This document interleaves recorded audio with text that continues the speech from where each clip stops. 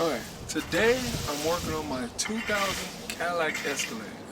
My problem is my barn doors won't unlock and lock when I use the remote, or if I just lock and unlock the doors manually by pushing a button. So what I need to do is either replace or fix my lock actuator, and this is how you take it off. Right here I've already cut mine, but there's going to be two bolts right here, two rivets right here.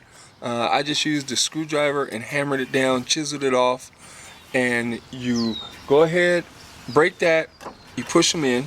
Then what you want to do is you want to get a screwdriver, just go along on the inside, and you pop this off, little cover.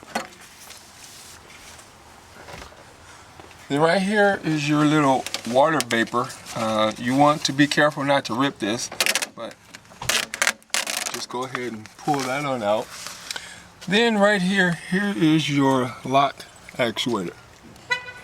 So right here is how it goes up and down. This connects to the lock itself, so that's how it goes up and down lock.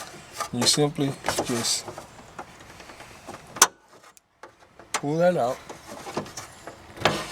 and then this comes right on out.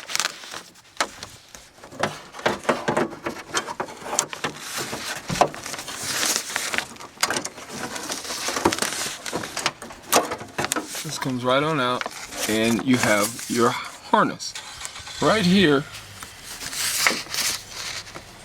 you want to just push this down, and as soon as you push that down, it lifts up over here, and you just simply pull it off. Okay, now you have your actuator, so you want to test to see if this is good or bad. These two connection points, if they're dirty, go ahead and take a little nail and you scrape off anything that's blocking the connection points on the inside and the outside, which I've already done that.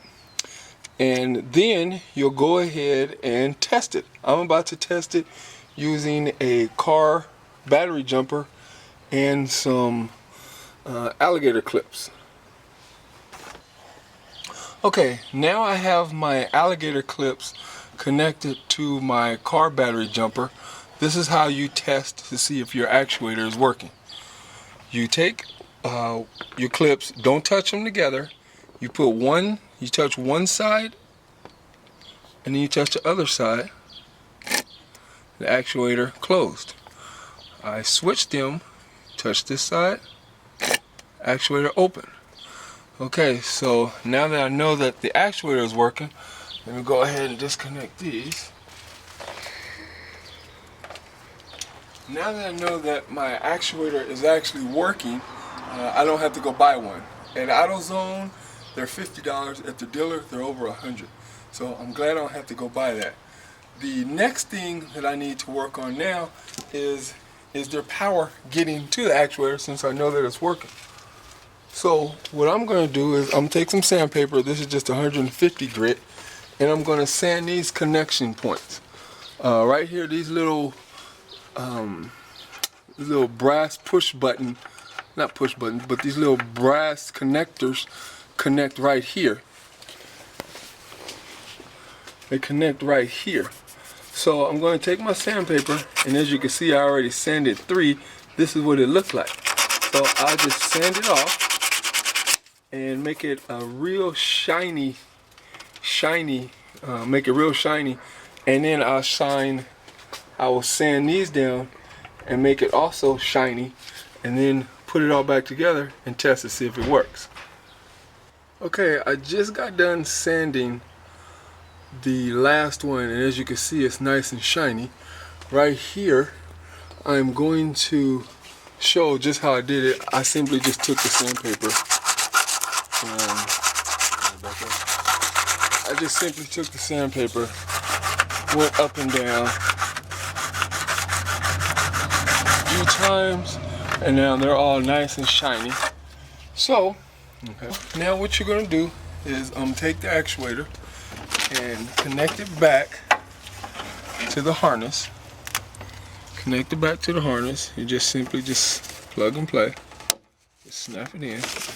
Then I'm going to close the door. Come around this way. There you can see. I'm going to close the door. I need to close the door so that these points touch each other. So I'm going to close the door. Alright, now I have my other daughter in the car. Go ahead and press lock and unlock. Do it again. Okay, thank you. So, as you see, that fixed my problem because my door, you can put it on me now. That fixed the problem because I wasn't able to unlock and lock the door manually or with the remote. So that saved me from buying a new actuator, and now my door locks. Okay, almost forgot to tell you this. After you fix the problem and you need to install your old actuator, you need to get the rivet out. You need to get the rivet out. I just took some pliers and I squeeze.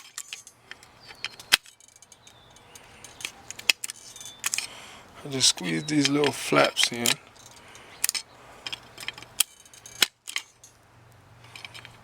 Squeeze them in. And then the rivet just comes right on out.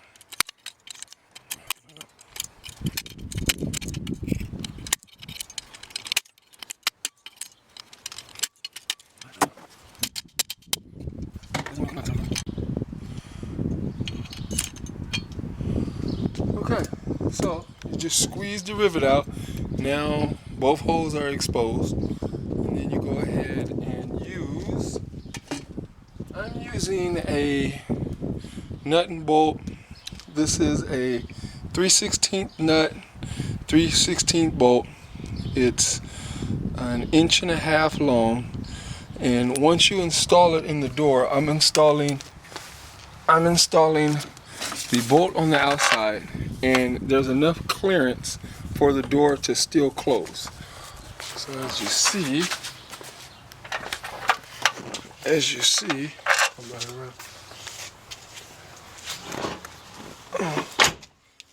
see, with this installed, as the door is closing, there's still room. So there is enough room. Can you see that? All right, back up. Okay, as you see, there is enough room for the door to close. So it's simply gonna be like this. Actuator is the door. Bolt goes through the door. On the inside, you attach the nut, and there's enough clearance for the nut and bolt. And then I'll go ahead and put that on. So you just take your actuator,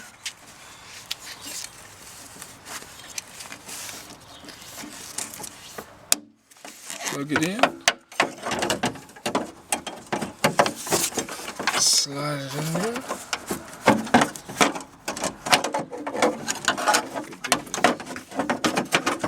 Slide it in there. Line up the locking rod. Get your nut and bolt and push it through the hole.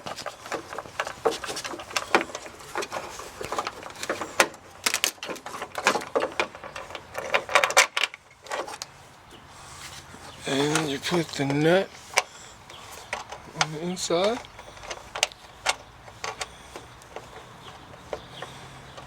And you go ahead and start that.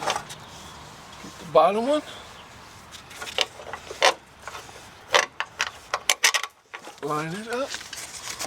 Put the nut on the inside of that. And then you tighten it down.